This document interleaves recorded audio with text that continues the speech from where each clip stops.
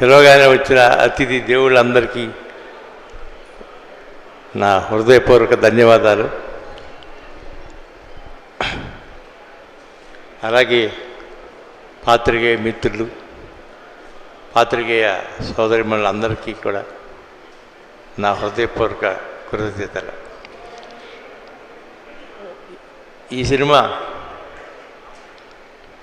July 9 మీ ముందుకు వస్తుంది. చూసి తప్పకుండా ఆశీర్వదించండి. నేను ఇండస్ట్రీలోకి వచ్చి 52 ఏళ్ళయింది. రాఘవేంద్రరావు గారు లేకపోతే అశ్వినీ దత్ అనేవాడు ఉండడు.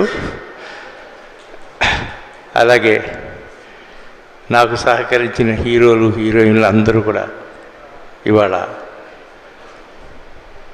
తెర వెనుక నుంచి ఆశీర్వదిస్తున్నారు. ఎన్టీఆర్ పేరు చెప్తేనే ఒళ్ళు దలరిస్తుంది అందరికీ.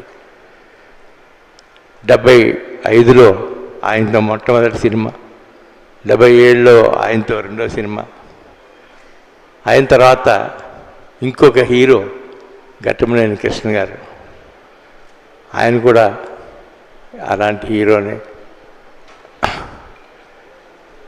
ఆ తర్వాత అందరినీ ఇంట్రడ్యూస్ చేసిన అందరికీ, మహేష్ బాబుకి దగ్గర నుంచి అల్లు అర్జున్ వరకు అందరికీ నా హృదయపూర్వక కృతజ్ఞతలు. థ్యాంక్ యూ అండి. Thank you very much. Thank you sir, thank you very much.